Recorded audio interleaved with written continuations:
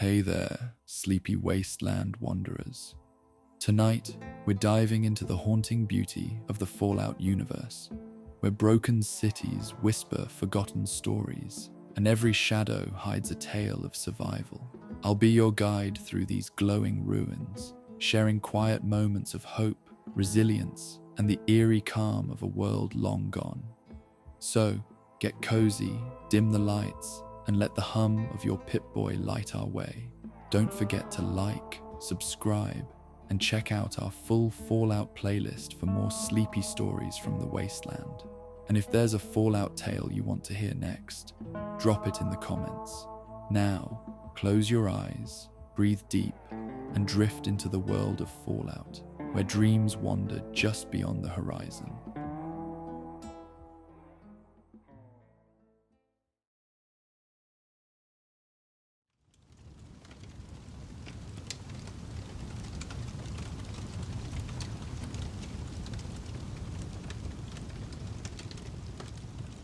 The first light of dawn crept across the capital wasteland, painting the sky in muted shades of amber.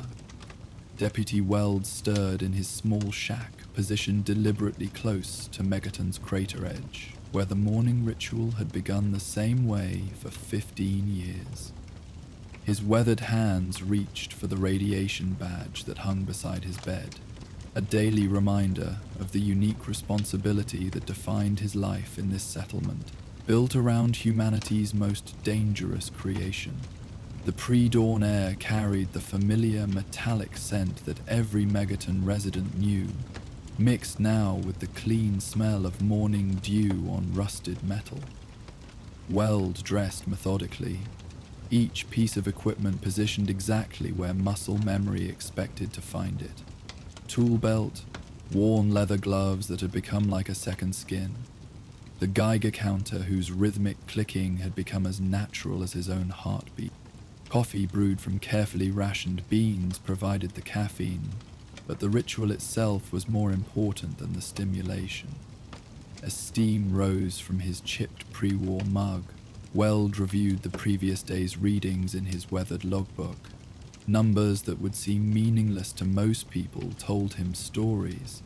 Subtle variations in radiation levels, temperature fluctuations, the barely perceptible changes that marked the bomb's quiet existence at Megaton's heart. As first light touched the settlement's ramshackle walls, Weld descended into the crater.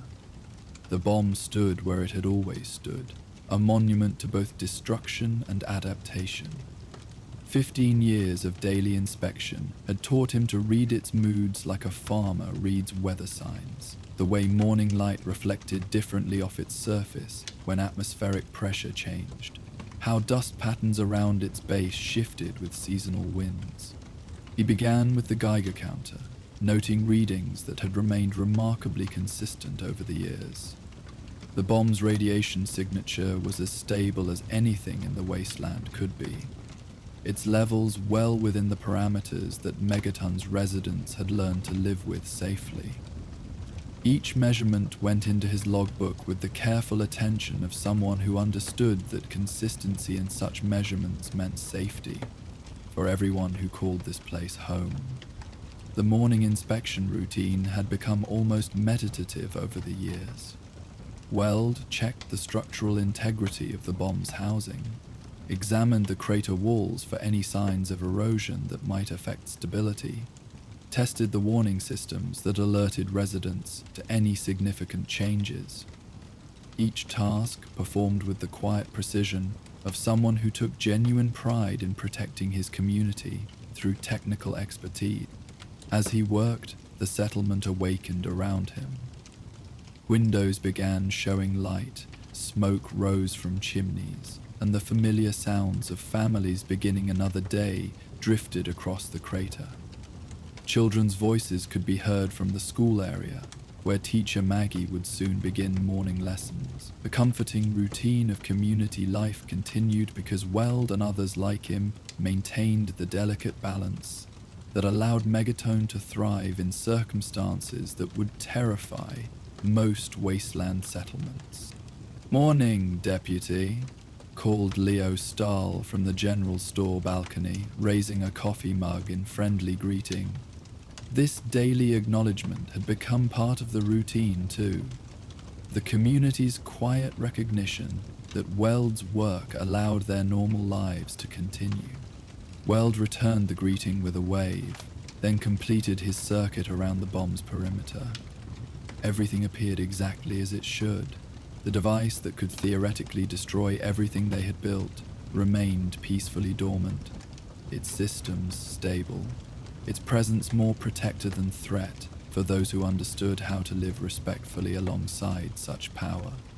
The morning routine was interrupted by an unusual sight at Megaton's main gate. 3 figures in clean jumpsuits approached Sheriff Sims, their pristine condition marking them immediately as outsiders. Professional-grade equipment cases and the confident bearing of people accustomed to being taken seriously suggested this wasn't a routine trade visit or refugee arrival. Weld completed his inspection but remained near the bomb, instinctively protective when strangers showed interest in Megaton's unique circumstances. His 15 years of experience had taught him that most outsiders viewed the bomb with either terror or opportunism, rarely with the respectful understanding that characterized the settlement's residents. Sheriff Sims approached with the 3 strangers in tow, his expression carefully neutral in the way that indicated official business requiring Wells' expertise. The lead figure, a woman with graying hair and the bearing of someone accustomed to command, stepped forward with professional confidence. P.U.D. Weld, I'm Chief Engineer Patricia Hawkins from the Capital Wasteland Reclamation Project, she announced, extending a hand that showed the soft calluses of someone who worked with precision instruments rather than manual labor. We've heard about Megaton's unique situation, and we believe we can help. Weld accepted the handshake while studying the woman and her companions. Their equipment looked expensive and well-maintained, suggesting resources far beyond what most wasteland organizations could afford. The way they positioned themselves indicated they were accustomed to being the most knowledgeable people in any technical discussion. Help with what, exactly? Weld asked, though he suspected he already knew the answer. Hawkins gestured toward the bomb with the casual confidence of someone who believed their expertise trumped local experience. We specialize in risk mitigation and settlement optimization. That device represents a constant threat to your community's safety and development. We can relocate it using pre-war crane technology we've restored, eliminating the danger permanently. Her companions began unpacking sophisticated monitoring equipment, instruments that beeped and hummed as they took readings around the crater. Weld watched with professional interest as they calibrated devices that clearly cost more than most people in the wasteland would see in a lifetime. The payment would set up Megaton for decades, Hawkins continued, warming to her sales pitch. Medical supplies, building materials, advanced water purification systems, everything your community needs to expand safely without the constant threat hanging over your heads. As she spoke, Weld noticed details the engineers missed, despite their sophisticated equipment. The morning light was reflecting off the bomb's surface at a slightly different angle than yesterday, indicating the atmospheric pressure changes that would bring afternoon clouds. The dust patterns around the base had shifted westward, following the season's prevailing winds that helped ventilate the crater naturally. Your readings showed dangerous instability, one of Hawkins' technicians announced, consulting his instrument display with obvious concern. Radiation fluctuations that could indicate imminent structural failure. This situation is far more precarious than your residents realize. Weld glanced at his own simple Geiger counter, which showed the same steady readings he had recorded every morning for 15 years. The dangerous instability the sophisticated instruments detected were actually the normal daily variations he had learned to interpret as signs of the bomb's remarkable consistency. We'd need to discuss this with the community, Sheriff Sims said diplomatically. A decision this significant requires input from everyone who would be affected. Hawkins nodded approvingly. Of course, we'll be happy to present our proposal at a town meeting. The data speaks for itself. This is an opportunity to eliminate risk while significantly improving your community's prospects. That evening, Moriarty's saloon filled with more residents than usual. As word spread about the engineer's proposal, the atmosphere carried the particular tension that accompanied any discussion of major change in a community that had found stability in unusual circumstances. Hawkins and her team presented their case with professional charts and statistics, painting pictures of a safer, more prosperous Megaton. The numbers were impressive. Construction materials that could double the settlement's size, medical equipment that would establish the wasteland's best clinic, water purification technology that could serve the entire region. Many residents were clearly intrigued. Jenny Stahl mentioned expanding her general store with better security, while Doc Church spoke enthusiastically about the medical equipment that could save lives, currently lost to treatable conditions. Even perpetual pessimist Jericho admitted he had never trusted that damn thing and wouldn't mind seeing it gone. But other voices expressed different concerns. Leo Stahl pointed out that raiders avoided Megaton specifically because anyone crazy enough to live around an atomic bomb was assumed to be too dangerous to attack. Lucas Sims asked thoughtful questions about guarantees and long-term consequences, his sheriff's training making him naturally suspicious of solutions that seemed too good to be true. "What about our identity?" asked young Maggie Chen, the schoolteacher who had grown up in Megaton's shadow. "If we move the bomb, what makes us different from any other settlement? What makes us Megaton?" This question seemed to catch the engineers off guard. Their risk assessment models hadn't accounted for the possibility that residents might value their unique circumstances, that living with manageable danger might create benefits that couldn't be quantified in safety statistics. Weld remained quiet through most of the discussion, listening to his neighbors debate the proposal that would fundamentally change everything about their community. When Sheriff Sims finally asked directly for his professional opinion, the deputy chose his words carefully. "I've spent 15 years learning to read that bomb," he said slowly. "Its temperature variations teach me weather patterns days in advance. Its presence protects us from threats these instruments can't measure. The tourists who come to see the town that tamed the atom bring trade and stories from across the wasteland." He paused, looking around the room at faces he had known for years, people whose safety had been his daily responsibility. "These folks see danger where I see character. They want to solve a problem, but I'm not sure we have a problem. We have a situation that requires wisdom and attention, and we've learned to provide both." The discussion continued past midnight, with residents sharing stories of how the bomb had shaped their daily lives, their sense of identity, their connection to something larger than typical settlement concerns. The engineers listened with growing confusion as their risk assessment models proved inadequate for understanding a community that had transformed existential threat into foundational strength. Unable to sleep after the meeting, Weld returned to the crater in the early morning hours. The bomb appeared different in moonlight, less threatening, more contemplative. He settled onto his usual observation bench and opened his oldest logbook, reading entries from his first terrified days as bomb tender. The early entries revealed his initial fear, how he had approached the device with shaking hands and racing heart, but gradually the tone changed, as terror transformed into respect, then understanding, and finally something approaching companionship. The bomb had become his responsibility, his purpose, his connection to the community's deepest identity. He remembered specific moments that had shaped his relationship with both the bomb and the community it protected. The day little Timmy Henderson had fallen near the crater, and Weld had guided the boy to safety, teaching him about radiation safety while remaining calm and reassuring. The night raiders had approached the settlement only to flee when they saw him calmly maintaining equipment so close to the atomic device, deciding that anyone that fearless must be too dangerous to attack. There was the morning after the worst storm in Megaton's history, when Weld had found the bomb completely unchanged, despite winds that had damaged buildings throughout the settlement.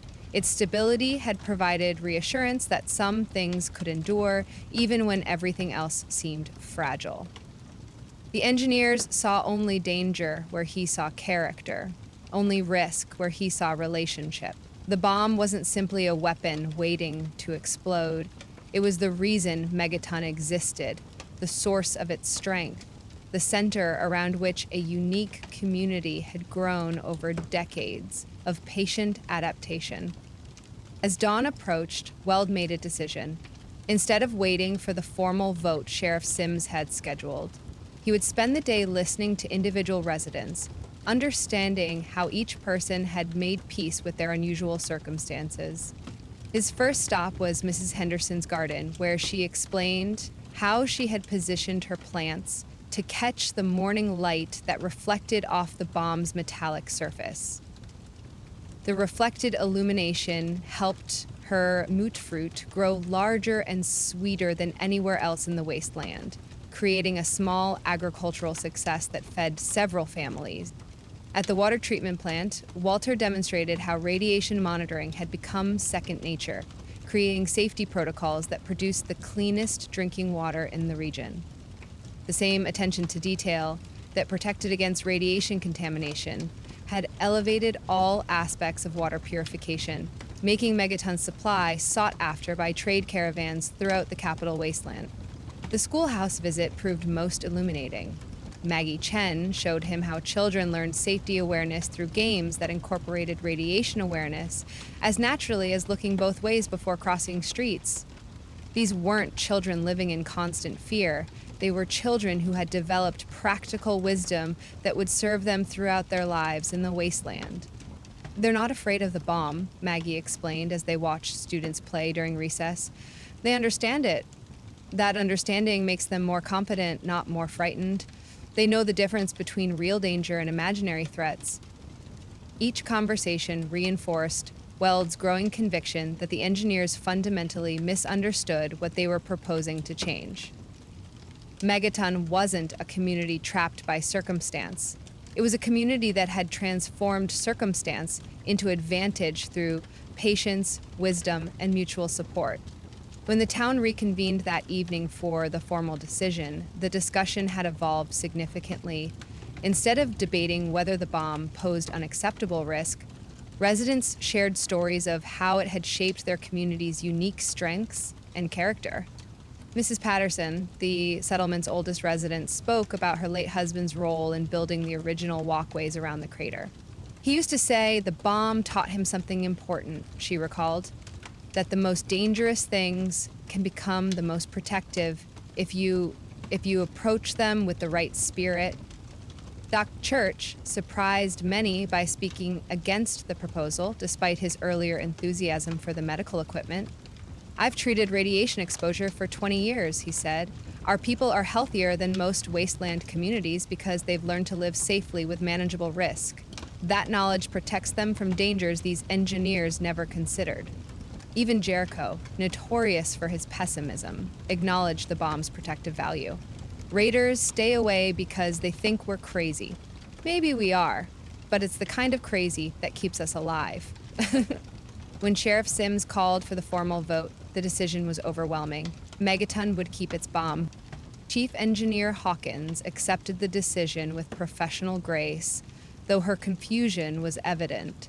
As her team packed their sophisticated equipment the next morning, she approached Weld with genuine curiosity. "I don't understand how you can remain so calm around such danger," she admitted. "Our instruments clearly show instability that could prove catastrophic." Weld invited her to observe his morning inspection routine one final time. Together, they walked the crater's perimeter while he explained how he had learned to read the bomb's subtle indicators. Temperature variations that correlated with weather patterns, debris settlement that revealed structural stability. the consistent humming that had remained unchanged for over 2 centuries. Your instruments measure what is, he explained patiently. I've learned to understand what it means. There's a difference between detecting radiation and understanding how radiation behaves in this specific environment with these particular conditions. He showed her decades of observation logs that revealed not increasing instability, but remarkable consistency. The bomb's behavior patterns were as regular as any natural phenomenon, as predictable as sunrise or seasonal weather changes. You've made it safe by understanding it, Hawkins realized. No, Weld corrected gently. We've made ourselves safe by accepting it. There's a difference.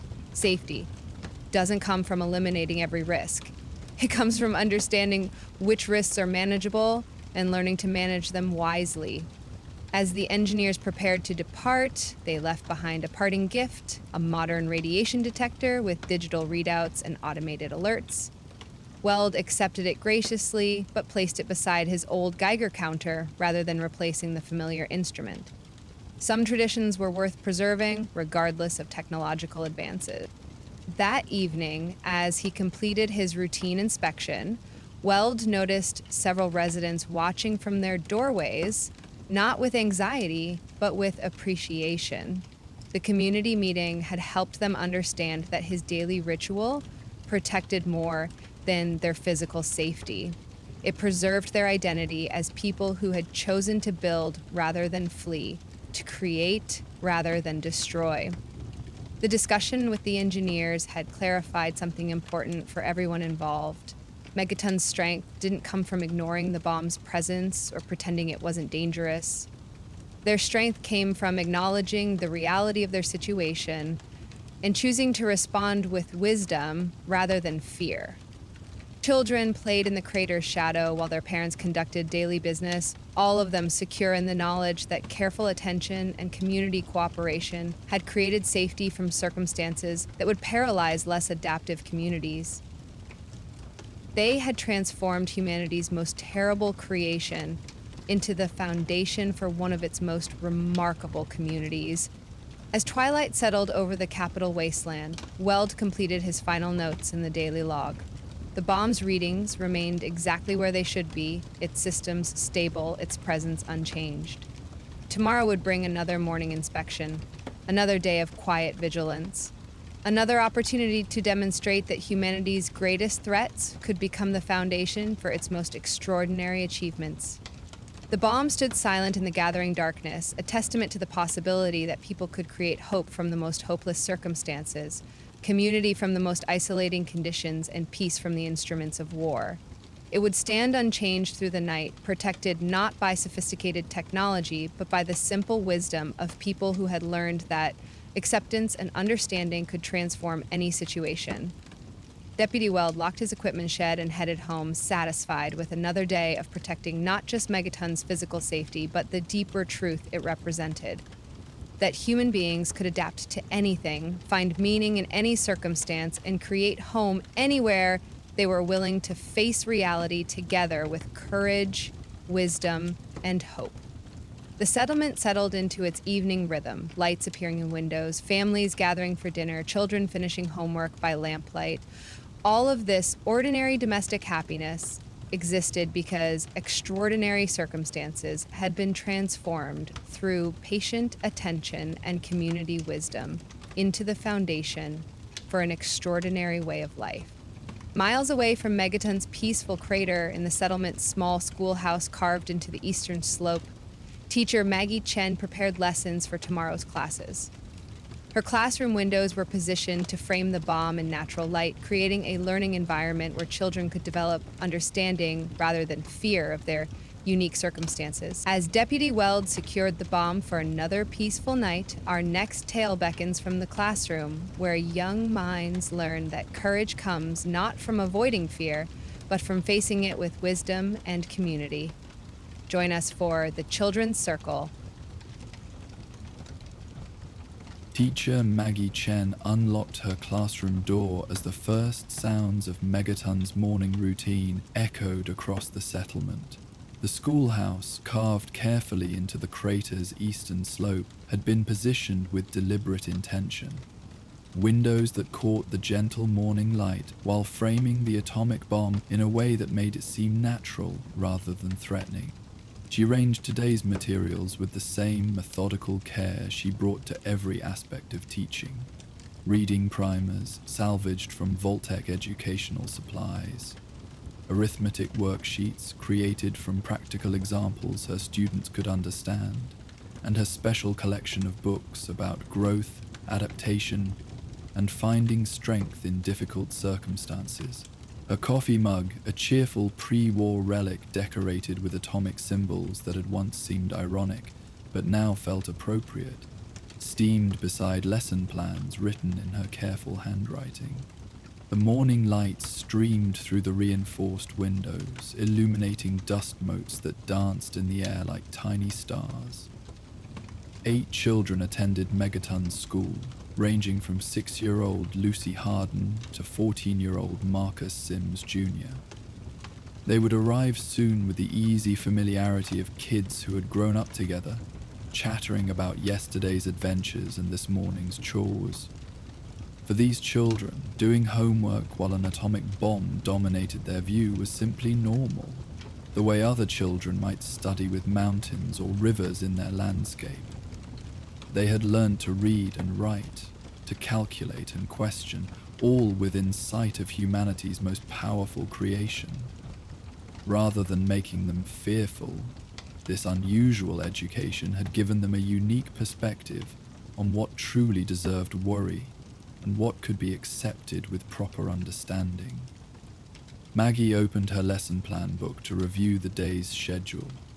Morning circle time for sharing news and daily preparation, followed by reading lessons that emphasized comprehension over mere pronunciation.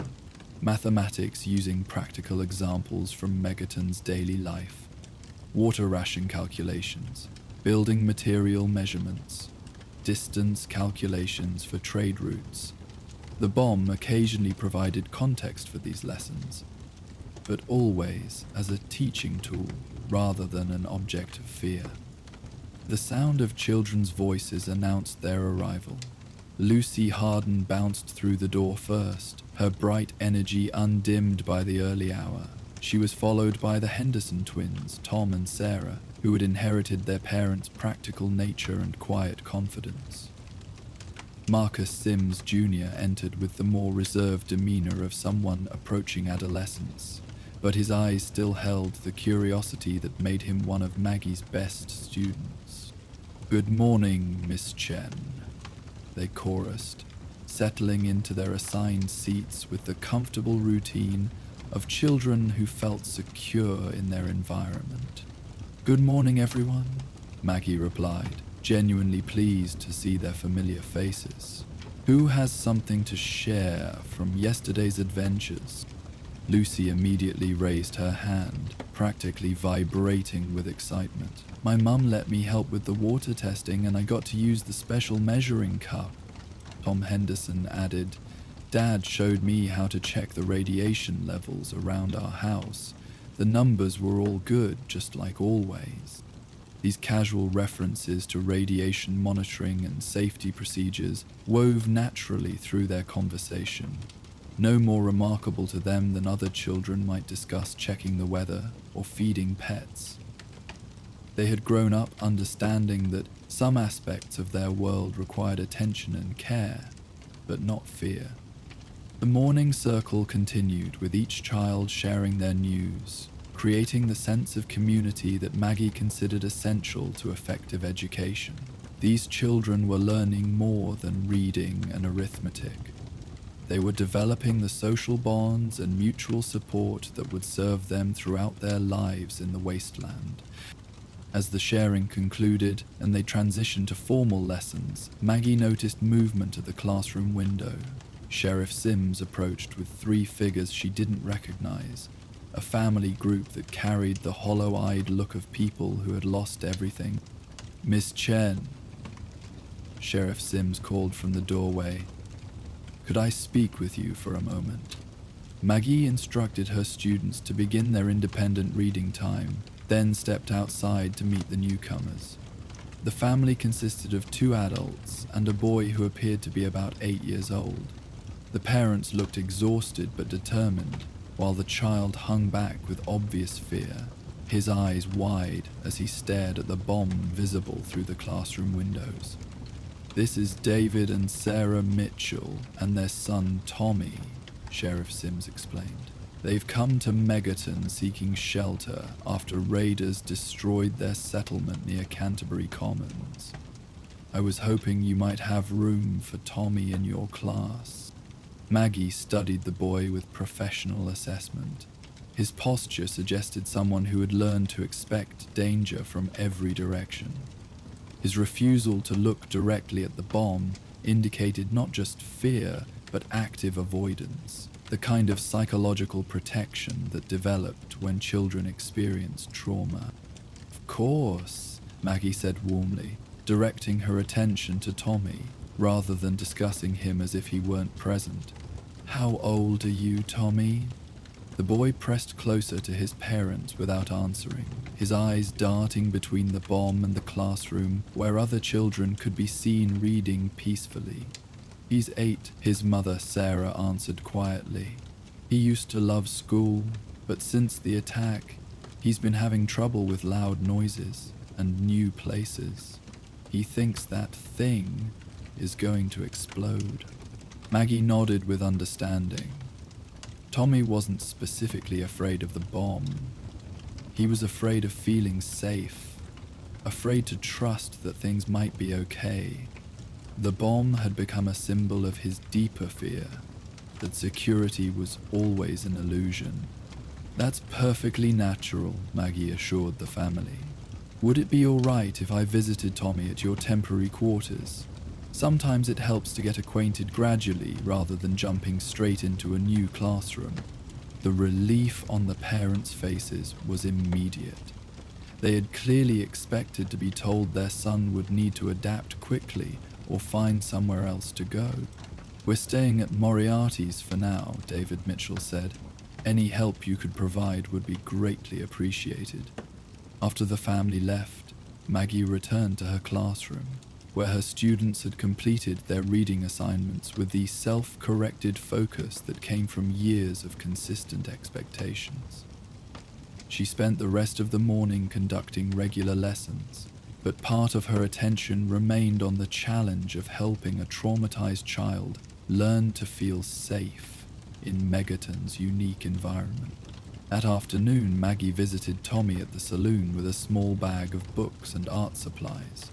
Rather than pushing for immediate interaction, she simply sat across the room and began reading aloud from a story about communities that had thrived in difficult places. Tommy listened from his corner, gradually moving his chair closer as the gentle narrative drew him in. She chose her stories carefully over the following days, selecting tales that emphasized resilience, community cooperation, and the idea that scary things didn't always remain scary once you understood them better. She told him about Megaton's history, how the original settlers could have built anywhere, but chose this spot because they understood that sometimes the most frightening things could become the most protective. "Why doesn't it explode?" Tommy asked during her 3rd visit, the first direct question he had posed. "The same reason the campfire doesn't burn down the forest," Maggie explained. "It's designed to stay contained unless very specific things happen, and we've learned how to make sure those things don't happen." "How do people sleep at night knowing it's there?" "The same way people sleep anywhere else. They understand what's actually dangerous and what just looks dangerous. Would you like me to show you the difference?" Tommy considered this seriously before nodding. Maggie pulled out a simple book she had created over the years, Understanding Our World, filled with pictures and explanations of how Megaton's residents had learned to live safely with their unusual circumstances. The book showed children playing in the crater, families gathering around the bomb for community meetings, Deputy Weld conducting his daily inspections with calm professionalism. In every picture, People appeared relaxed and confident, rather than fearful or anxious. "These people look happy," Tommy observed with surprise. "DB are happy," Maggie confirmed. "They've learned something important, that understanding something scary makes it less scary. They're not ignoring the bomb or pretending it's not there. They're paying attention to it in a way that keeps everyone safe." Meanwhile, her regular students had begun taking notice of the new boy. Rather than treating him as an outsider, they began including him in conversations from a distance.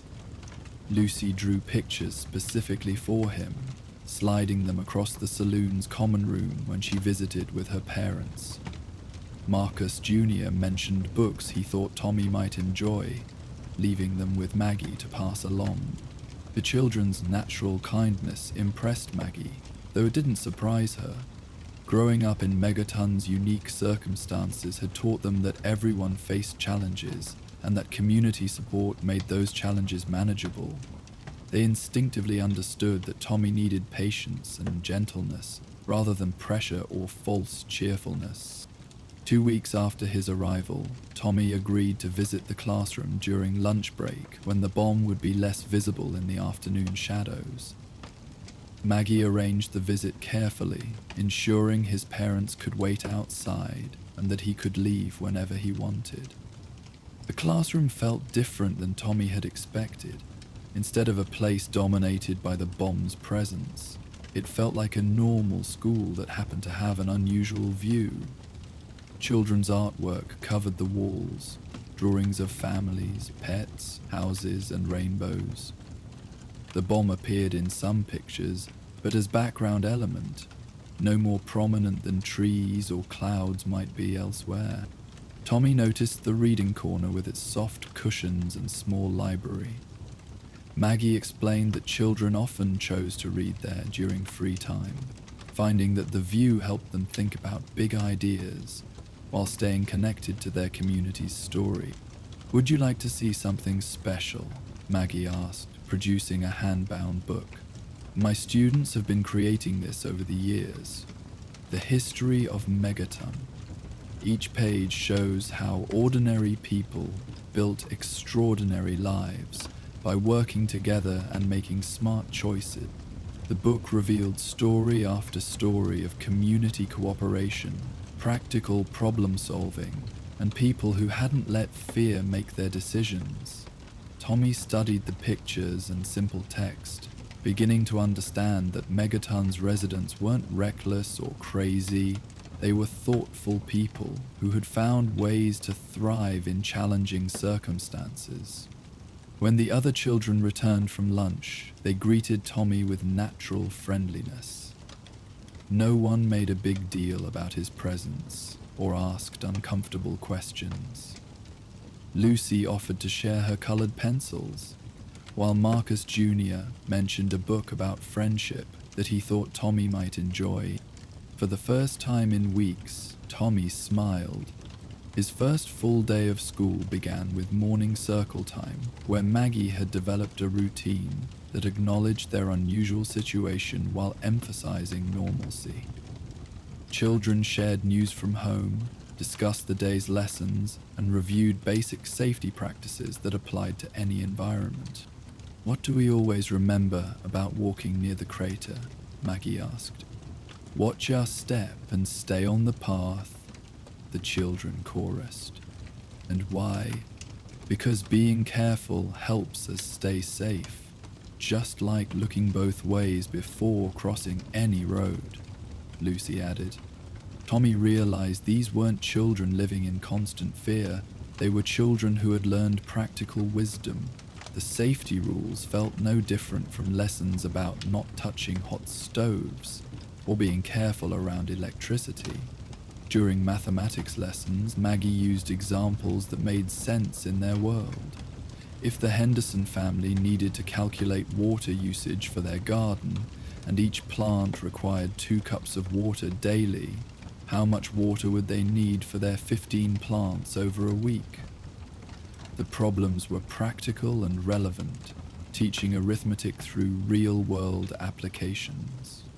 For reading time, Tommy chose a spot by the window, surprised to find that the bomb's presence in his peripheral vision didn't create anxiety anymore. It had become part of the landscape, like mountains or buildings might be elsewhere, noteworthy but not threatening. "You're doing really well," Maggie observed during the quiet moment while other children worked on their assignments. "It's not as scary as I thought it would be," Tommy admitted. "Everyone seems so normal." "That's because we are normal," Maggie replied. "We just happen to live somewhere unusual. The important parts, families taking care of each other, neighbors helping neighbors, children learning and growing, those are the same everywhere." 3 weeks into his attendance, Tommy experienced his breakthrough during art class. Maggie had assigned a project asking students to draw their new home, and while most children created typical house pictures, Tommy sat frozen, unable to begin. "I don't know what home looks like anymore," he admitted quietly. Maggie sat beside him, understanding that this was about more than artistic ability. "What did home feel like?" she asked. "Not what it looked like. What did it feel like?" Tommy considered the question seriously. "Safe, warm, like people cared about me.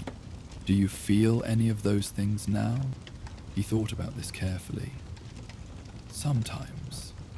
When Mrs. Mitchell makes breakfast and doesn't seem worried. When Marcus Jr. helped me with that hard math problem. When you read stories and everyone's laughing. Those feelings are what make a place home," Maggie explained. "The buildings are just where those feelings happen to live." Tommy picked up his crayon and began drawing. Instead of focusing on buildings or structures, he drew people. His parents smiling as they talked with neighbors, his new classmates sharing books and games. Deputy Weld conducting his daily inspection with calm competence. In the background, barely sketched, sat the bomb, not threatening but simply present, part of a world where people took care of each other. "That's beautiful," Maggie said, meaning it completely. Tommy had captured something essential about Megaton that many adult visitors missed, that community and care mattered more than circumstances, that people could create warmth and security anywhere they chose to support each other. As winter approached, Maggie introduced her students to more complex ideas about risk and safety. Using age-appropriate language, she explained how their community had learned to live with uncertainty, something every person had to do, whether they lived in Megaton or anywhere else in the wasteland. "Does anyone know someone who's never been in danger?" she asked during one of these philosophical discussions. The children shook their heads, understanding from their own experiences that the wasteland held challenges for everyone. "Does anyone know someone who's always completely safe?" Again, negative responses. "Oh, what's the difference between people who are happy and people who are scared all the time?" Tommy, surprising himself, raised his hand. "Happy people know that being scared doesn't make you safer. It just makes you scared." Maggie beamed with pride. "Exactly. We can be careful without being frightened. We can be prepared without being worried all the time." The lesson continued with practical examples of how Megaton's residents had learned to distinguish between real dangers that required attention and imaginary threats that only created anxiety. Children discussed how they had learned to check radiation levels without obsessing over them, how they practiced safety procedures without living in constant fear, how they enjoyed their unusual community without ignoring the responsibility that came with it. "My dad says living here taught him to tell the difference between problems you can solve and problems you just have to live with," Sarah Henderson offered. "He says most people waste time worrying about things they can't change instead of paying attention to things they can." These conversations helped Tommy understand that his new classmates hadn't grown up fearless. They had learned to be brave. There was a difference between never being afraid and choosing to do good things, even when you felt scared. As the school year progressed, Tommy's integration into the community became complete. He joined other children for after-school activities, helped with community projects appropriate for his age, and developed friendships based on shared interests rather than shared trauma. His parents noticed the transformation with amazement. The hollow-eyed, frightened boy who had arrived in Megaton had become a confident child who understood the difference between reasonable caution and paralyzing fear. "He's learned something here that we couldn't teach him ourselves," Sarah Mitchell confided to Maggie during a parent conference. "He knows now that being brave doesn't mean not being scared. It means choosing to trust people and do right things, even when you are scared." On Tommy's 2-month anniversary in Megaton, Maggie organized a special celebration. Her students had created a book titled "What We've Learned from Our New Friend," with each child contributing a page about lessons Tommy's arrival had taught them about kindness, patience, and helping others feel welcome. Marcus Jr. wrote about how showing someone around your community helped you see it through fresh eyes. Lucy contributed a story about how sharing art supplies made both people happier. The Henderson twins collaborated on a piece about how asking good questions helped everyone learn better. Tommy read his own contribution aloud to the assembled group. "I learned that home isn't a place where nothing bad can happen. Home is a place where people help each other when bad things do happen. Home is where people teach you that being brave doesn't mean not being scared. It means choosing to do good things, even when you are scared." His parents, watching from the classroom doorway, saw their son transformed. The traumatized child who had refused to enter buildings near the bomb had become a confident student who understood that courage came from community support rather than individual fearlessness. As the celebration ended and children packed their books for the day, Tommy approached the window for what had become his daily ritual. He placed his hand on the glass and looked at the bomb, not with fear, but with something approaching gratitude. "Thank you for not being as scary as I thought," he whispered. The bomb stood unchanged, a monument to the power of human adaptation. Inside the classroom, children cleaned chalkboards and stacked chairs, preparing for tomorrow's lessons. They had learned something that would serve them far beyond Megaton's walls. That courage wasn't the absence of fear, but the presence of community, wisdom, and hope. Maggie locked the classroom door, satisfied with another day of teaching life's most important lessons. Her students were learning reading, writing, and arithmetic, but more importantly, they were discovering that people could create safety and happiness anywhere, even in the shadow of the impossible, as long as they were willing to face reality together with open hearts and practical wisdom. The next morning brought another day of gentle routines and quiet learning. Children arrived with their usual energy, settling into familiar patterns that had become second nature over months of consistent practice. Tommy now entered the classroom with the same casual confidence as his classmates, no longer seeing the bomb as a threat but simply as part of the landscape where he had learned to feel safe.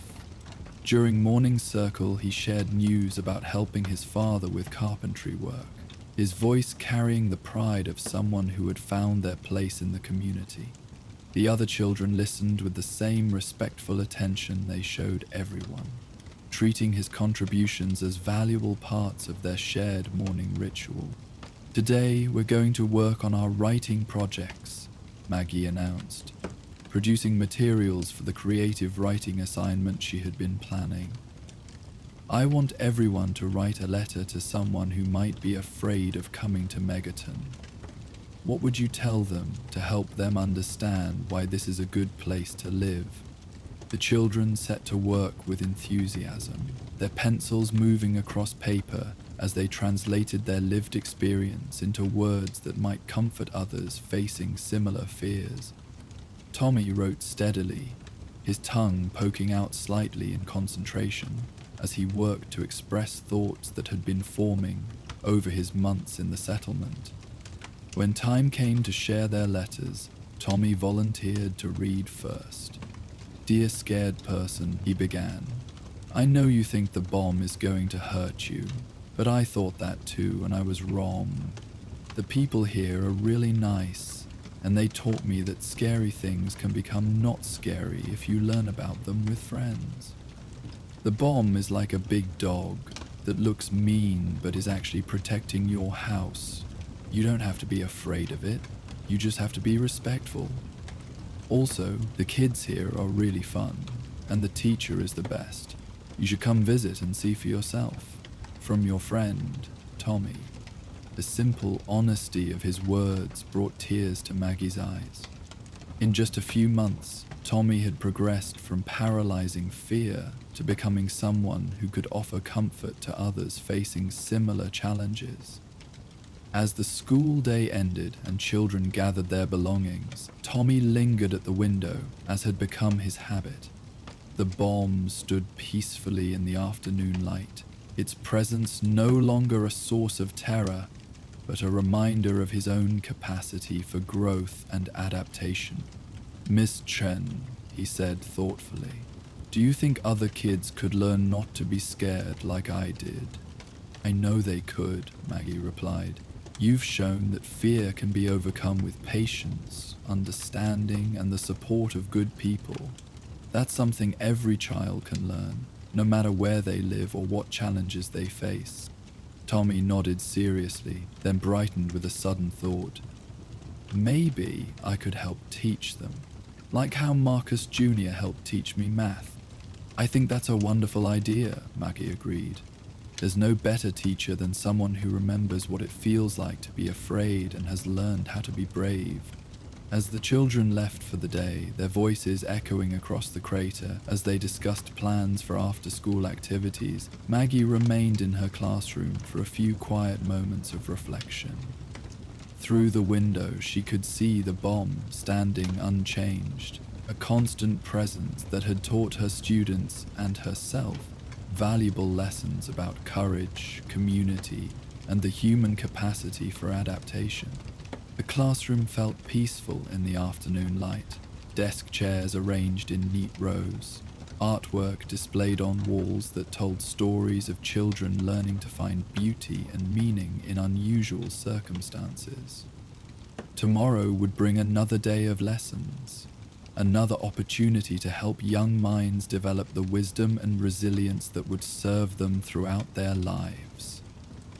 Outside, the bomb waited silently for another night, another day, another generation of children who would learn that fear could be transformed into understanding, that danger acknowledged and respected became less dangerous than danger denied or ignored. And in the small schoolhouse carved into the crater's slope, the most important lessons continued to be taught. That people could create hope and happiness anywhere they chose, to support each other with wisdom, patience, and love. As evening settled over Megaton and families gathered for dinner, the sound of children's laughter still echoed from the crater, where they had played safely in the shadow of humanity's most powerful creation. Their voices carried the confidence of those who had learned that courage comes not from the absence of fear, but from facing it with community support and practical wisdom. While teacher Maggie secured her classroom for another peaceful night, elsewhere in Megaton, security guard Marcus began his evening patrol of the settlement's perimeter. As darkness fell and most residents settled into their homes, Marcus would discover that he wasn't the only one who found solace in the bomb's presence during the quiet hours before dawn. Join us for the night watchman's vigil. Marcus settled into his evening patrol at precisely 11 o'clock, when Megaton transformed from a bustling settlement into a collection of softly glowing windows and gentle domestic sounds. His rounds began at the main gate, where he checked the locks and scanned the darkened wasteland horizon for any unusual movement or distant lights that might indicate approaching threats. The night shift had been his preference for 5 years now, ever since he'd volunteered to take over the overnight security duties from Deputy Weld. Something about the settlement's peaceful transformation after dark appealed to him. The way harsh daylight realities softened into something more contemplative, more honest about what truly mattered in their unusual community. His footsteps echoed softly on the metal walkways as he began his circuit of the settlement's perimeter, past Moriarty's saloon, where the last customers nursed final drinks and discussed the day's events in the low voices that came naturally after dark, past the general store, where Jenny Stahl had left a single lamp burning in her upstairs apartment, creating a warm glow behind curtained windows. The family homes were settling into their evening routines. Children's voices calling goodnight from upstairs bedrooms, parents reviewing tomorrow's plans over cups of coffee, the soft sounds of people secure in their community preparing for rest. These were the sounds Marcus protected, the peaceful rhythms that made his vigilant rounds meaningful. At the center of his patrol route waited the bomb, a silent presence that never slept. Over the years, Marcus had developed the habit of pausing here during each circuit, not from any official requirement, but from personal choice. Something about its presence in the darkness brought him a peace he had never found elsewhere. Perhaps the knowledge that it had stood unchanged through countless nights, a constant in a world where constants were precious and rare. Tonight, as he approached his usual observation bench, Marcus noticed something that made him pause. At the bomb's base, barely visible in the starlight, sat a small bouquet of mutfruit flowers, clearly placed there recently, since yesterday's evening winds would have scattered any loose petals across the crater floor. Marcus examined the offering without disturbing it, his security training making him naturally cautious about any unexpected changes to the bomb's immediate vicinity. The flowers had been arranged with care, tied with a strip of clean cloth that looked like it had been cut from someone's best shirt. This wasn't random debris or accidental placement. It was a deliberate gesture, a purposeful offering made by someone who had approached the bomb with reverence rather than fear. He settled onto his bench and opened his patrol log, noting the discovery with the same methodical attention he gave to all unusual observations. But his mind wandered beyond the official report. Who would leave flowers for an atomic bomb? What emotion or thought had driven someone to make this quiet tribute in the darkness, when no one else would see? As he continued his rounds, Marcus found himself considering the possibilities. Mrs. Henderson maintained a small garden where she grew mutfruit, among other hardy plants. Perhaps she was expressing gratitude for the morning light reflection that helped her crops thrive. Or maybe someone was marking an anniversary, remembering a loved one lost to the war that had created this weapon. The rest of his shift passed quietly, but Marcus discovered that he was returning to the bomb more frequently than usual, drawn by curiosity about the flowers that remained undisturbed in their careful arrangement. Each time he approached, the simple offering seemed to transform the space around the bomb, making what had always felt like a security checkpoint feel almost sacred. Near dawn, as he prepared his end-of-shift report, Marcus made a decision about how to document the discovery. Instead of noting the flowers as unusual debris that should be removed during daily maintenance, he recorded them as memorial placement by unknown resident. with a recommendation that they be left undisturbed. The pattern emerged slowly over the following weeks. Marcus would arrive for his shift to find new offerings that hadn't been there the previous evening, always discovered during his rounds like gifts left by invisible visitors. A small carved wooden bird, its details showing skilled craftsmanship.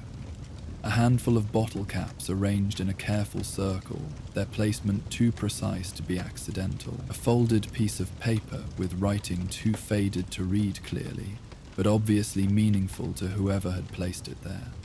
Marcus began documenting these discoveries with growing fascination, his patrol logs transforming from routine security reports into a study of anonymous devotion. He sketched the arrangements in his notebook, noted the materials used, theorized about their origins and meanings. The bomb's base was becoming an informal shrine, created and maintained by people who found significance in its presence. His attempts to witness the gift-giving proved futile. Whoever was creating these offerings possessed impressive stealth skills, managing to approach the bomb and leave their tributes without being detected by someone with military training and 5 years of experience patrolling Megaton's every corner. The mystery deepened his appreciation for the community's hidden depths. Gradually, Marcus recognized patterns in the offerings that suggested they weren't the work of a single person. Fresh flowers appeared after storms, as if someone wanted to ensure beauty persisted through difficult weather. Bottle caps were arranged in specific numbers that might correspond to dates or personal anniversaries. Wooden carvings increased around holidays, marking special occasions with handmade gifts. Most intriguingly, written messages appeared during times of community stress. When the Henderson boy had fallen seriously ill, a carefully folded note had appeared beneath a small stone. When raiders had been spotted near the trade routes, someone had left what appeared to be a prayer written on clean paper in careful handwriting. Unable to resist his curiosity, Marcus began his own informal investigation. He studied the offerings' craftsmanship for clues about their creators. The wooden carvings showed skilled whittling, suggesting someone with woodworking experience and quality tools. The flower arrangements demonstrated knowledge of which plants lasted longest and looked most attractive, possibly someone with gardening expertise. During his daytime hours, Marcus began casually mentioning the shrine to various residents, watching carefully for reactions that might reveal involvement. Most people responded with mild interest or gentle humor about whoever's been decorating the bomb, but he noticed subtle signs that suggested broader community awareness. Mrs. Henderson's knowing smile when he mentioned the flower arrangements, Deputy Wales' thoughtful nod when discussing the wooden carvings. Even Sheriff Sims's careful neutrality indicated he knew more than he was willing to say directly. Marcus began to understand that he wasn't investigating the actions of one secretive individual, but documenting a community tradition that multiple residents understood and quietly supported. This realization changed how he viewed his role as night watchman. He wasn't simply a security guard protecting a settlement built around a bomb. He was the caretaker of something that had evolved into a place of worship, where people expressed gratitude, hope, and remembrance through anonymous offerings made in the peaceful hours when their deepest feelings could be safely shared. On a particularly cold November night, Marcus discovered fresh offerings, despite bitter wind that should have kept everyone indoors. A small lantern made from a tin can with holes carefully punched to create patterns of light when a candle was placed inside. Beside it, a note, written in block letters, for warmth in dark times.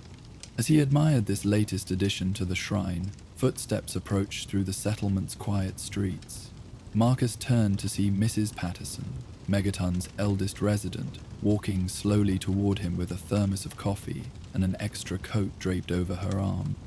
"Thought you might need something warm," she said, offering both items without directly acknowledging the shrine at their feet. They sat together on the bench in comfortable silence, sharing coffee that tasted better for being unexpected. The warmth spread through Marcus's chest as he realized this moment had been orchestrated. Mrs. Patterson had known he would be here, had brought comfort specifically for him during his vigil. "My husband helped build the first walkways around this crater," she said eventually, her voice carrying the weight of decades. 40 years ago, when we were all young and scared and trying to figure out how to make a life in this impossible place." Marcus waited, understanding that she was sharing something important. "Used to say the bomb taught him something he'd never learned anywhere else," Mrs. Patterson continued. "That the most dangerous things can become the most sacred if you approach them with the right spirit. He left the first offering just a smooth stone he'd been carrying since before the war. Said it felt right to give something back to the thing that was protecting us." Understanding flooded through Marcus like sunrise. The shrine wasn't about worshipping danger or embracing destruction. It was about transforming fear into gratitude, threat into protection. Each offering represented someone's recognition that they had found safety and community in the most unlikely place imaginable. "How many people are involved?" Marcus asked.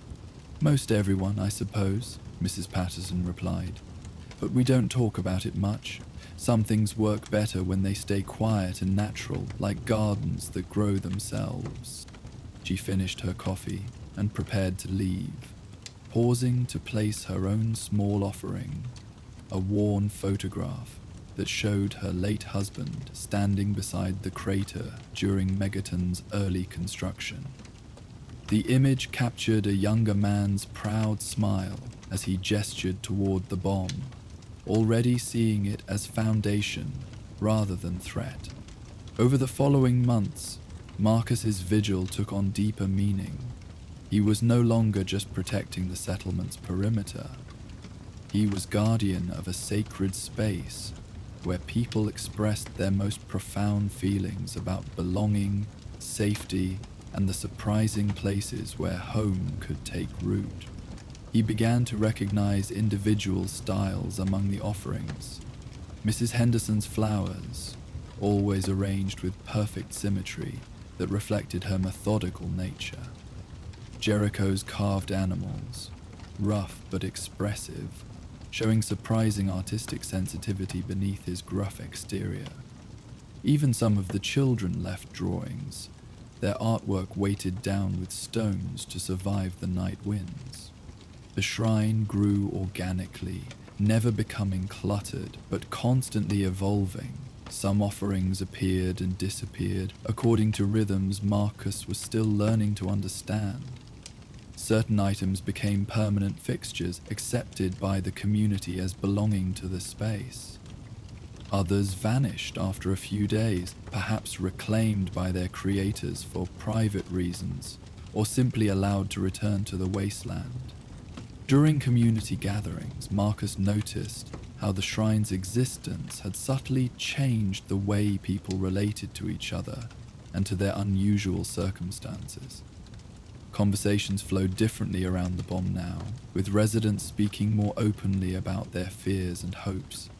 The shared secret of the shrine had created deeper trust among neighbors who had already shared the profound experience of building lives around an atomic weapon.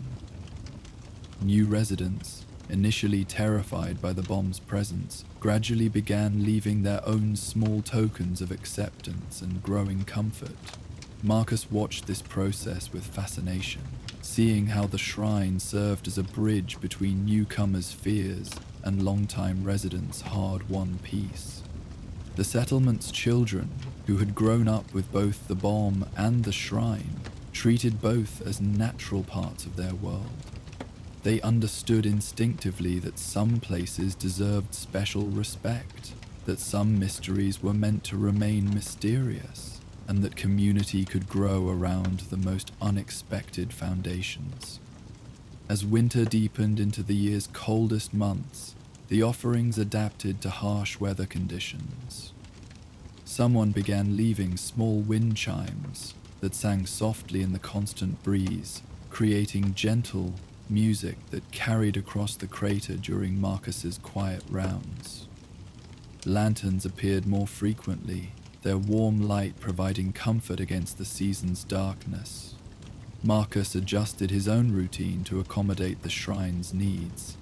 He brushed snow from delicate offerings, repositioned items threatened by strong winds, and occasionally added his own contributions, usually practical things like small weather shields or stable bases that kept decorative items secure during storms.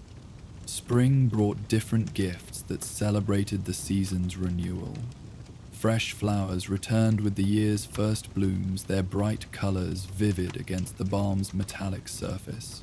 Carved birds and other animals appeared, celebrating new life returning to the wasteland after winter's hardships. Children's drawings showed families together, homes with smoke rising from chimneys, signs of hope and continuity. Marcus realized the shrine had become a calendar of community life, marking seasons, celebrations, sorrows, and triumphs, with offerings that communicated more effectively than words. The bomb served as a focal point for expressions of humanity that might otherwise remain private, creating a space where inner feelings could find external expression. The summer solstice brought the shrine's most elaborate display. Someone had woven wildflowers into intricate patterns around the bomb's base, creating a mandala of color that seemed to celebrate the longest day and the settlement's continued survival. Small mirrors reflected sunlight in dancing patterns, while carefully arranged stones created pathways that invited peaceful contemplation. Marcus spent extra time that night simply sitting and appreciating the artistry that had transformed the utilitarian space into something approaching a work of art. Whoever had created this display possessed both artistic vision and deep understanding of how beauty could emerge from the most unlikely circumstances. As autumn returned, the offerings reflected the season's themes of gratitude and preparation. Harvest displays appeared, small arrangements of preserved food items that suggested thanksgiving for another year of successful survival. Dried flowers and seed pods created displays that honored both the ending of one cycle and the promise of future growth. One October evening, Marcus discovered a new addition that moved him more than any previous offering. A simple wooden sign, hand-carved with careful lettering, in gratitude for protection, in hope for peace. The message captured something essential about the shrine's meaning. It wasn't about celebrating destruction, but about acknowledging how something designed for devastation had become a source of security and community identity. The anniversary of Marcus's first discovery of the shrine arrived with the return of late autumn weather. He marked the occasion by adding his own permanent contribution, a small plaque he had worked on during his off-duty hours, engraved with words that reflected his year of observation and growing understanding. Here stands witness to humanity's capacity for transformation. As he placed the plaque among the other offerings, Marcus reflected on how much his understanding of his role had evolved. He had begun as a security guard protecting a settlement from external threats. He had become something more complex, a guardian of a community's soul, protector of the sacred space where residents expressed their deepest appreciation for the unlikely home they had created. The shrine continued to evolve through the winter, with offerings that reflected both the season's challenges and the community's resilience. When blizzard struck, someone always ensured that candles remained lit in protective lanterns, their flames creating points of warmth and hope in the darkness. When supply shortages made life difficult, small gifts of food appeared, not offerings to be consumed, but symbols of sharing and mutual support. Marcus began leaving his own regular contributions, simple items that reflected his growing role as caretaker of this sacred space. A small weather vane that helped predict storms, practical gift that served both protective and decorative functions. A set of wind chimes, tuned to harmonious frequencies that created peaceful music during his nightly rounds. The spring equinox brought confirmation that the shrine had become a permanent part of Megaton's character. The entire community participated in creating a display that celebrated renewal and hope, flowers from every garden, artwork from every child, small tokens from every household. The bomb stood surrounded by evidence of the rich life that had grown in its shadow, transformed from weapon of destruction into foundation for one of humanity's most remarkable achievements. Deputy Weld stopped by during Marcus's rounds that night, acknowledging with quiet satisfaction how the shrine had enhanced rather than interfered with his daily bomb maintenance routine. "Adds something important," he observed. "Reminds everyone that we're not just surviving here, we're thriving." Sheriff Sims made his own visit, bringing coffee and staying for a brief conversation about how the shrine had affected community morale and cohesion. "People seem more settled," he noted, "more connected to each other and to this place. Whatever's happening here, it's been good for everyone." Even Moriarty commented on the change during one of Marcus's brief stops at the saloon for end-of-shift refreshment. "Folks talk different now," the bartender observed. "Less complaining, more appreciation. That little shrine of yours has done something good for this place." As his second year of guarding the shrine began, Marcus understood that he had become witness to something unprecedented in the wasteland. A community that had not only learned to live with existential danger, but had transformed that danger into a source of spiritual strength and artistic expression. Late one night during his second summer of vigil, Marcus was joined by an unexpected visitor. Tommy Mitchell, now a confident 10-year-old who had fully integrated into Megaton's community, approached the shrine with obvious purpose. "Miss Chen said I could come talk to you," Tommy said, settling onto the bench beside Marcus. "I wanted to ask about the shrine." "What would you like to know?" Marcus replied, pleased to see the transformation in the boy who had arrived terrified of the bomb. "I want to leave something," Tommy said, "but I don't know what would be right." Marcus considered the question seriously. "What feeling do you want to express?" "Gratitude, I guess. This place taught me that scary things don't have to stay scary." "I want to say thank you." "Then whatever you choose will be perfect," Marcus assured him. "The shrine isn't about following rules. It's about honest expression." Tommy nodded and pulled a small item from his pocket. A paper crane he had folded from pages of an old book. "I learned to make these from a book in Miss Chen's classroom. They're supposed to represent hope and peace." He placed the crane carefully among the other offerings, where it seemed to fit naturally despite its simple materials. Marcus added it to his mental catalogue of shrine contributions, noting another example of how the space welcomed expression from community members of all ages. The conversation continued quietly, with Tommy asking thoughtful questions about Marcus's role as guardian of the shrine, and sharing his own observations about how the community had changed since his arrival. His perspective provided valuable insights into how the shrine functioned as a tool for integration and healing. "When I first got here, I thought the bomb was the scariest thing in the world," Tommy reflected. "Now I think the scariest thing would be living somewhere without people who understand how to take care of each other." Marcus nodded, recognizing the wisdom that had emerged from the boy's journey from fear to understanding. "The shrine helps us remember that," he agreed. "It's not really about the bomb, it's about what we've built around it." As their conversation concluded and Tommy returned home, Marcus reflected on how the shrine had become a space for passing wisdom between generations.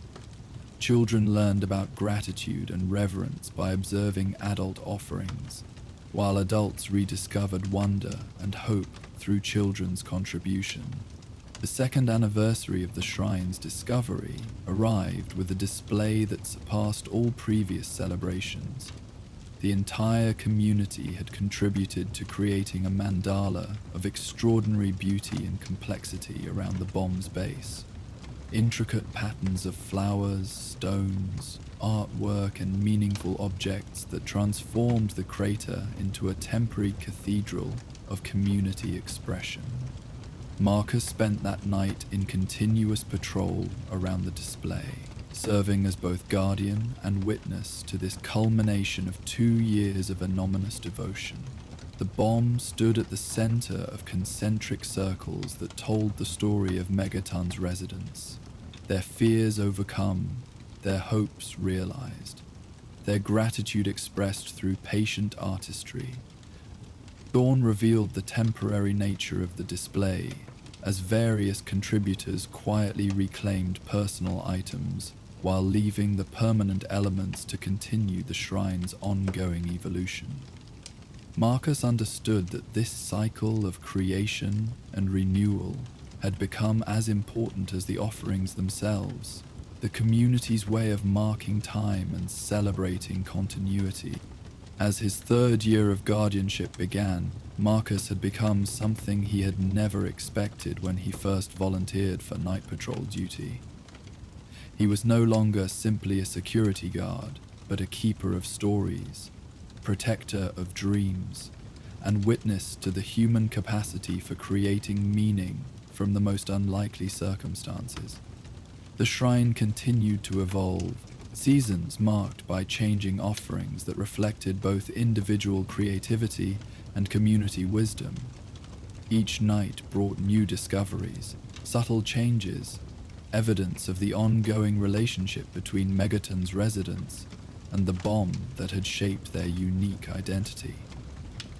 On a particularly peaceful night in late autumn, as Marcus completed his rounds and prepared for the end of another shift, he paused at the shrine for his customary moment of reflection.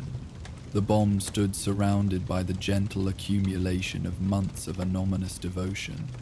Flowers, carvings, written messages, artistic arrangements that spoke of a community's deep appreciation for the impossible home they had created. The offerings glowed softly in the pre-dawn light, creating a scene of remarkable beauty around the device that had once been designed for nothing but destruction. Marcus opened his patrol log and wrote his final entry for the shift. 3rd year of shrine documentation continues to reveal the extraordinary capacity of ordinary people to transform fear into reverence, danger into protection, isolation into community. The bomb remains unchanged, but the people around it continue to grow in wisdom, gratitude, and hope. This transformation represents humanity at its finest, not conquering or controlling what we fear, but learning to live with it respectfully and finding ways to create beauty and meaning, even in the shadow of our own destructive capabilities. As dawn broke over the capital wasteland, painting the sky in gentle hues that would soon warm the settlement, Marcus completed his vigil and headed home. The shrine would continue its quiet evolution throughout the day, tended by invisible hands and receiving new offerings from grateful hearts. The bond stood unchanged, a monument to both human destructive capability and the remarkable capacity for adaptation, creativity, and hope. Around its base, the shrine continued to grow, not through grand gestures, but through the patient accumulation of small acts of gratitude, creating beauty from circumstances that could have bred only despair. In a few hours, the settlement would awaken to another day of ordinary miracles. Families gathering for breakfast, children heading to school, neighbors helping neighbors with daily tasks. All of this normal life continued because people had learned to find meaning and safety in the most extraordinary circumstances, creating home where home should have been impossible. Marcus slept peacefully through the morning hours, his dreams filled with images of flowers blooming around atomic steel, of children playing safely in the shadow of humanity's most powerful creation, of a community that had transformed the ultimate symbol of destruction into a foundation for hope, art, and enduring human connection. While Marcus slept after another night of peaceful vigil, elsewhere in Megaton, the day's essential work continued. At the water treatment facility, Walter began his morning routine of testing, filtering, and purifying the settlement's most precious resource. His methodical attention to water quality had made Megaton's supply the cleanest in the wasteland, but today would bring an unexpected visitor, whose questions would challenge everything Walter thought he knew about his work. Join us for the water merchant's philosophy. Walter began each day at 5 in the morning in Megaton's water treatment facility, a space that hummed with the constant activity of pumps, filters, and purification systems tucked into the crater's northwestern curve. The facility represented 15 years of gradual improvement and innovation, transforming from a basic filtration setup into the most sophisticated water processing operation in the capital wasteland. His morning routine followed the same careful sequence every day, checking pressure gauges that monitored flow from the deep wells, testing radiation levels with instruments that had become extensions of his own senses, inspecting filter integrity with the practiced eye of someone who understood that clean water meant the difference between a thriving community and a dying one. Each step required both technical precision and the intuitive understanding that came from years of working with equipment that had been improvised, adapted, and continuously refined. The irony wasn't lost on Walter that the cleanest water in the wasteland existed partly because of the bomb that dominated Megaton's center. The device that could contaminate everything had instead inspired the kind of careful attention to purity that few settlements could match. The early morning hours provided Walter with solitude he had come to treasure, when the facility belonged entirely to him and the machinery's rhythmic sounds created an almost meditative atmosphere. During these quiet periods, he often solved problems that had been troubling him, developed new approaches to persistent challenges, and found the mental clarity that came from meaningful work performed with complete attention. Today felt different from the moment he entered the facility. Yesterday, a Brotherhood of Steel scribe had arrived at Megaton's gates with official authorization to study human adaptation to chronic low-level radiation exposure in established communities. The academic's questions had made Walter uncomfortable, not because he had anything to hide, but because they seemed to reduce the community's lived experience to mere data points and theoretical frameworks. Walter began his daily testing routine, drawing samples from different stages of the purification process. The water that emerged from his systems exceeded pre-war standards for purity, an achievement that had required years of experimentation and refinement. Radiation levels that initially seemed manageable had driven him to develop filtration methods that addressed contamination challenges most settlements never even recognized. The morning light filtered through the facility's small windows, illuminating equipment that told the story of Walter's gradual mastery of his craft. Pre-war components salvaged from industrial sites, improvised solutions created from wasteland materials, and carefully maintained instruments that monitored water quality with precision that would have impressed engineers from before the bombs fell. As he worked, Walter reflected on the Brotherhood scribe's visit and the questions that had revealed fundamental misunderstandings about Megaton's approach to radiation management. The young academic had seemed surprised that Walter's readings showed water purity levels well within safe parameters, confused that residents displayed no obvious signs of radiation sickness, despite living in close proximity to an atomic weapon. The sound of approaching footsteps interrupted his morning solitude. Brotherhood scribe Matthews appeared at the facility entrance, his field armor gleaming with the kind of maintenance that suggested someone who took equipment care seriously.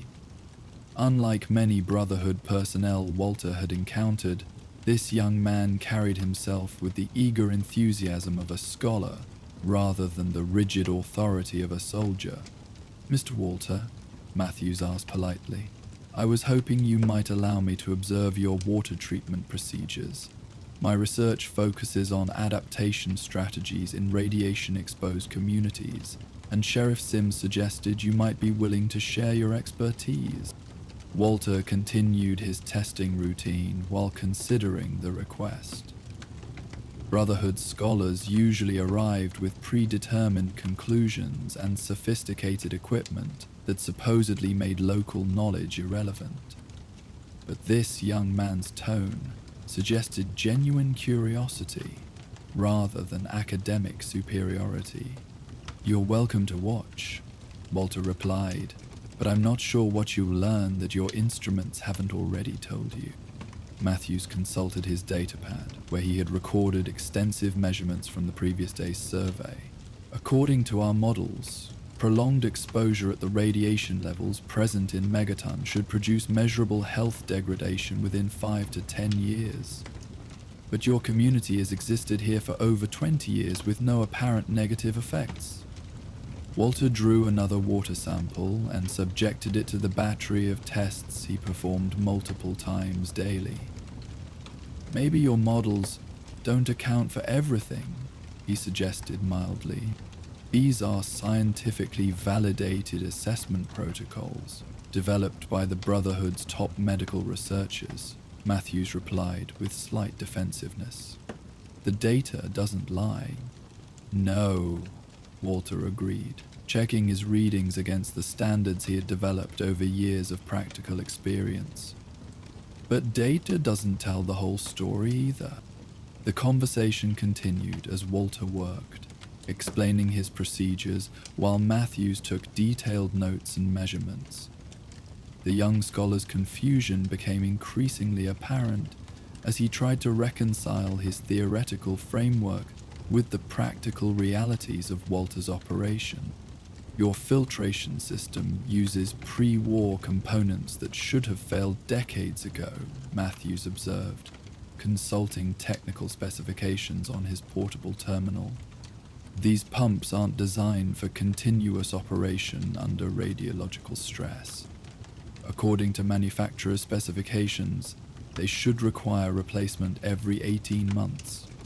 Walter adjusted flow rates with movements that had become second nature, his hands finding the optimal settings through years of experience rather than reference to any manual.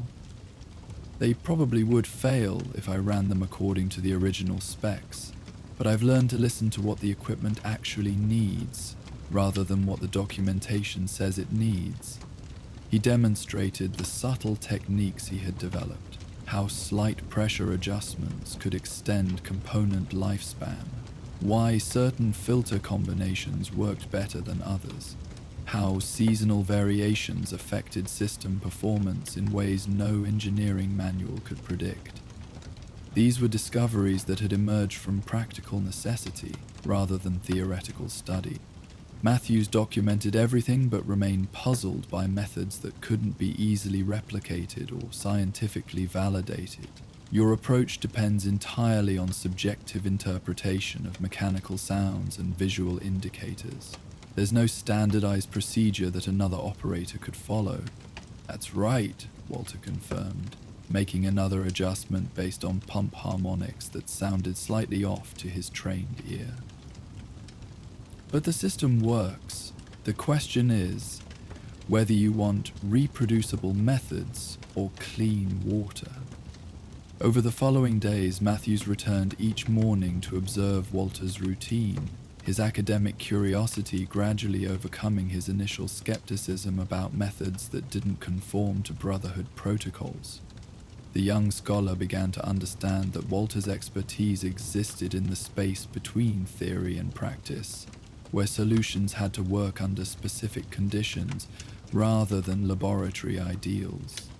Their conversations deepened as Matthews spent more time in the facility, learning to recognize the subtle indicators that Walter used to monitor system performance. The scholar's theoretical knowledge provided useful context for understanding why certain approaches worked, while Walter's practical experience revealed applications that no textbook had ever considered.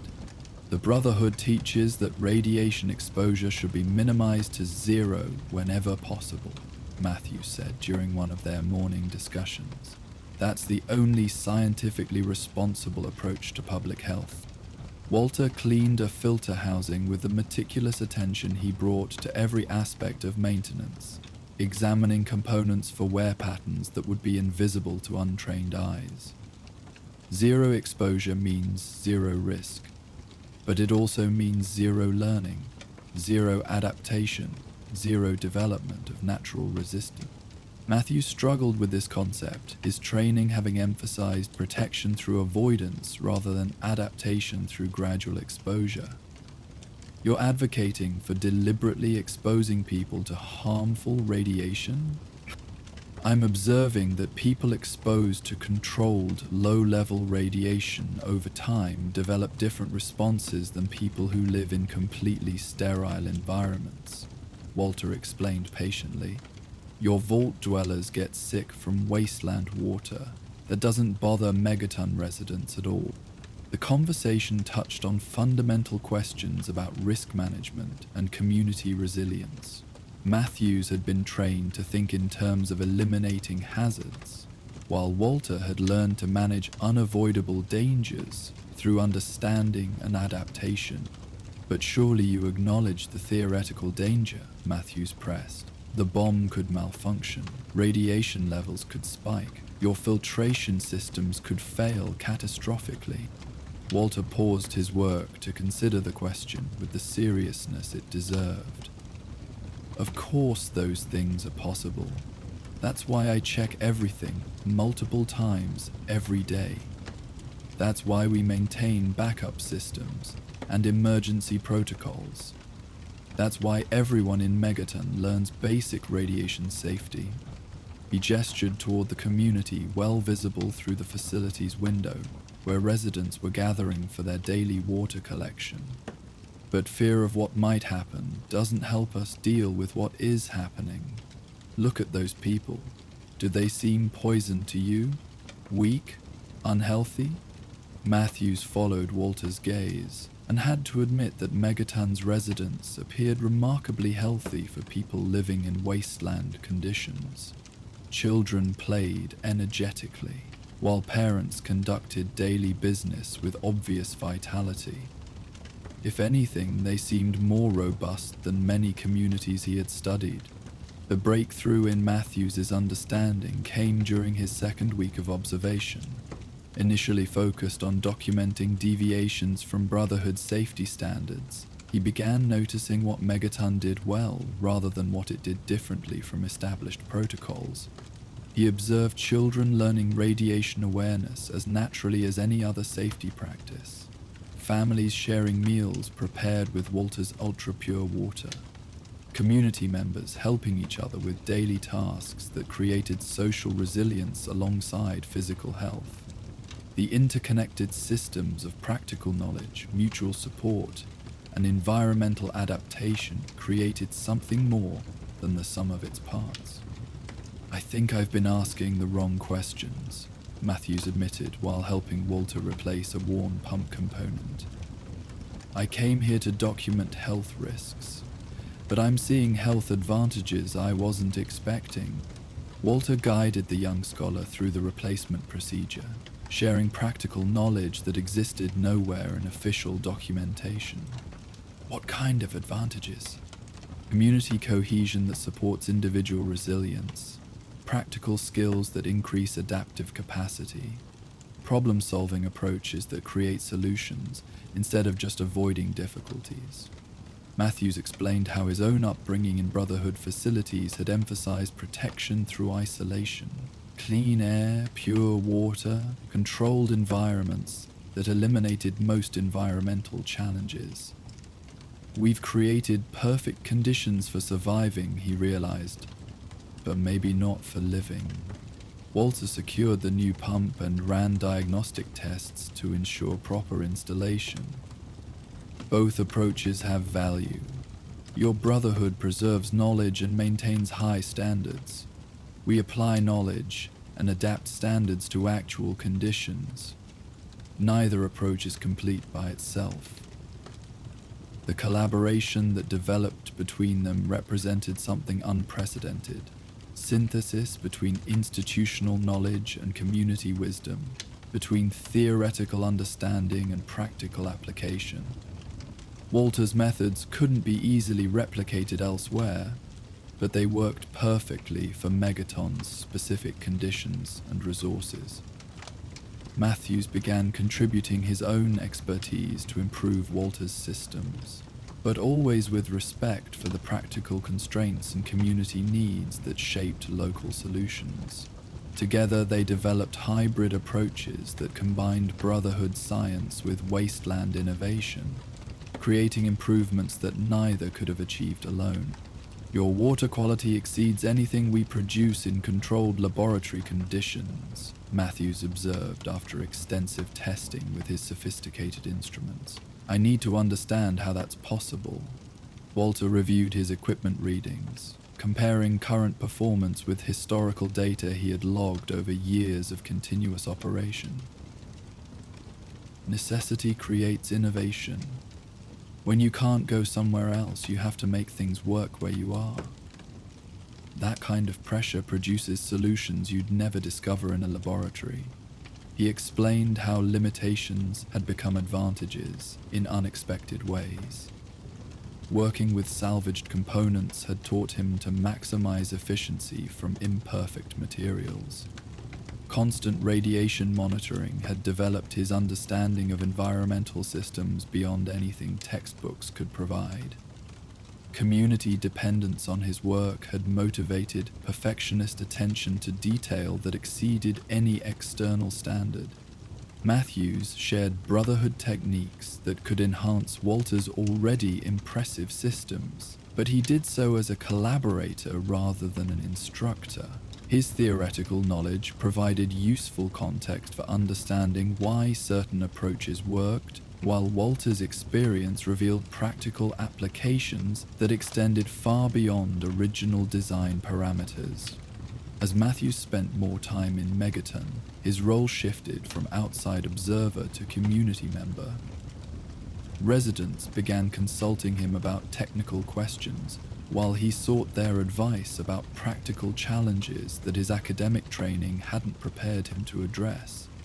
Evening conversations at Moriarty's saloon provided opportunities for deeper discussions about the philosophical implications of their work. Walter and Matthews were joined by other community members who contributed their own perspectives on risk management, adaptation strategies, and the balance between safety and progress.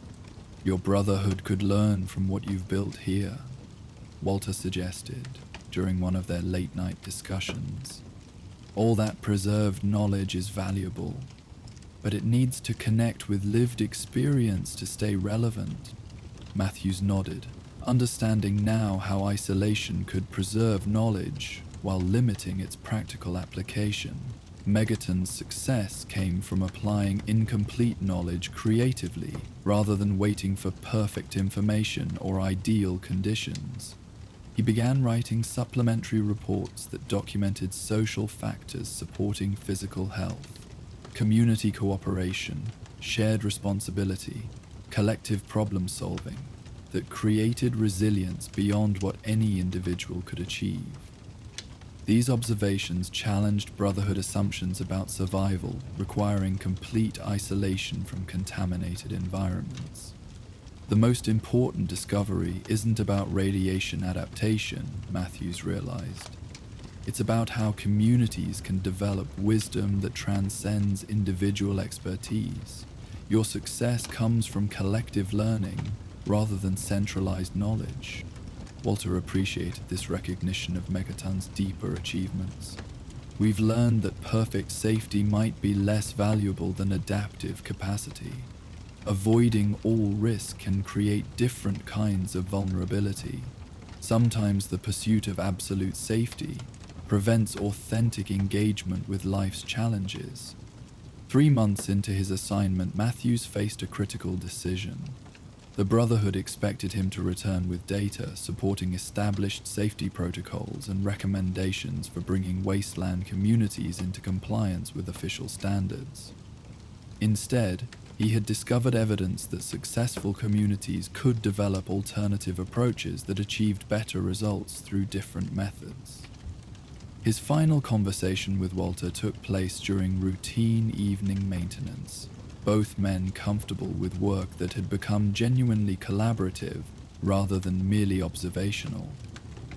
The facility hummed with the efficiency of systems that had been refined through their combined expertise, representing the kind of synthesis that emerged when different knowledge traditions worked together.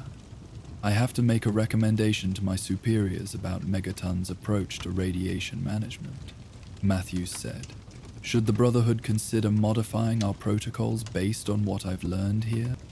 Walter considered the question while calibrating detection equipment that now incorporated both his practical experience and Matthews' theoretical knowledge. Depends on what you think you've learned.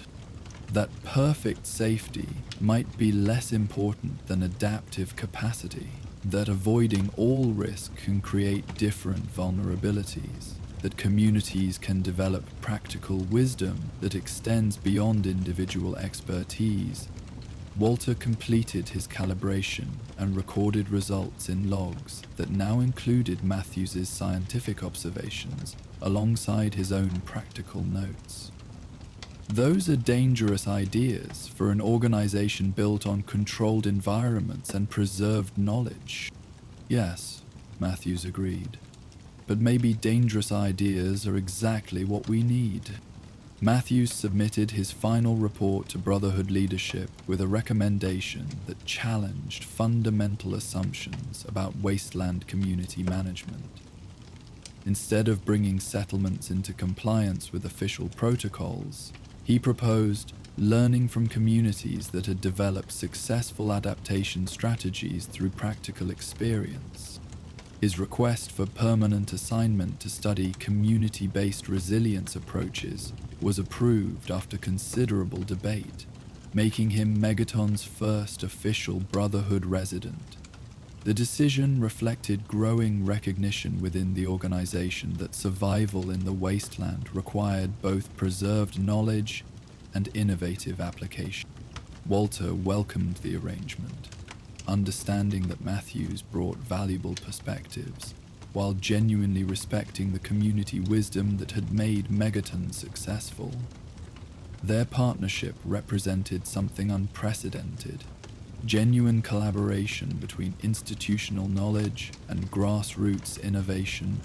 The water treatment facility became an informal research center where Brotherhood technology met wasteland ingenuity. Visiting scholars learned from Walter's methods while Megaton benefited from advanced equipment and scientific validation of practices that had been developed through necessity and experience. More importantly, their collaboration demonstrated that different approaches to survival could complement rather than compete with each other. The Brotherhood's emphasis on preservation and Megaton's focus on adaptation both served the larger goal of human flourishing in a challenging world. As Walter completed another day's maintenance routine, now with Matthews as permanent colleague rather than temporary observer, he reflected on the lessons learned through their unlikely partnership. Perfect safety remained impossible, but perfect collaboration had proven achievable when people approached differences with genuine curiosity rather than defensive superiority. The water continued to flow clean and pure, supporting life in a settlement that had transformed humanity's most dangerous creation into the foundation for community resilience. The systems hummed with reliable efficiency, maintained by expertise that bridged theoretical knowledge and practical wisdom. In the capital wasteland, where most communities struggled simply to survive, Megaton thrived by embracing the paradox that acknowledging danger honestly could create more security than trying to eliminate it completely. They had learned to work with their environment rather than against it, finding strength through adaptation rather than isolation. The bomb stood unchanged at the settlement's heart, while the community around it continued to grow and demonstrate that human wisdom could transform even the most impossible circumstances into foundations for hope, prosperity, and enduring peace. Each day brought new proof that cooperation between different knowledge traditions could produce results that neither could achieve alone. Walter locked the facility and headed home, satisfied with another day of meaningful work that served both immediate community needs and larger questions about how human beings could thrive in a damaged world. The water would continue flowing through the night, filtered and purified by systems that represented the best of both preserved knowledge and innovative adaptation. Tomorrow would bring another day of routine maintenance and ongoing collaboration. Another opportunity to demonstrate that the most effective solutions emerged when people combined different forms of expertise with mutual respect and shared commitment to community well-being. Often this will be among a support group marked by threats and conflicts of opinion. The settlement settled into its evening rhythms, families gathering for dinner prepared with the cleanest water in the wasteland, children playing games that incorporated safety awareness as naturally as any other life skill. All of this ordinary domestic happiness existed because extraordinary partnerships had created extraordinary solutions to seemingly impossible challenges. In the water treatment facility, systems continued their automated cycles, monitoring and adjusting flow rates according to parameters that balanced theoretical ideals with practical necessities. The equipment hummed peacefully through the night, maintained by wisdom that honored both the preservation of knowledge and its creative application to the challenges of building meaningful lives in an imperfect world. The bomb waited silently through the darkness, protected by the community that had learned to see it not as a threat to be eliminated, but as a challenge to be managed with intelligence, cooperation, and the patient accumulation of practical wisdom. Around its base, the settlement that had grown from impossible circumstances continued to demonstrate humanity's remarkable capacity for adaptation, innovation, and hope. As dawn approached over the capital wasteland, Walter slept peacefully, his dreams filled with images of clean water flowing through efficient systems, of communities that had learned to transform challenges into strengths, and of partnerships that proved human beings could create safety and prosperity anywhere they were willing to combine knowledge with wisdom, theory with practice, and individual expertise with collaborative spirit. The water continued to flow, pure and life-giving, supporting a community that had found ways to thrive by accepting their unusual circumstances and working together to create something remarkable from what others might see as only danger and difficulty. In the morning, the work would continue. maintaining, improving, and sharing the knowledge that made such extraordinary ordinary life possible in the shadow of humanity's most powerful creation. Thanks for wandering the wasteland with me tonight. If these stories helped you relax, don't forget to like, subscribe, and share your thoughts in the comments. For uninterrupted sleep, these videos play straight through without ads, letting the sounds of the wasteland guide you all night long. If you want more, check out our Patreon for early access and exclusive Spotify playlists. Link in the description. Sleep well, fellow vault dwellers. May your dreams be peaceful and your nights raid-free. Good night.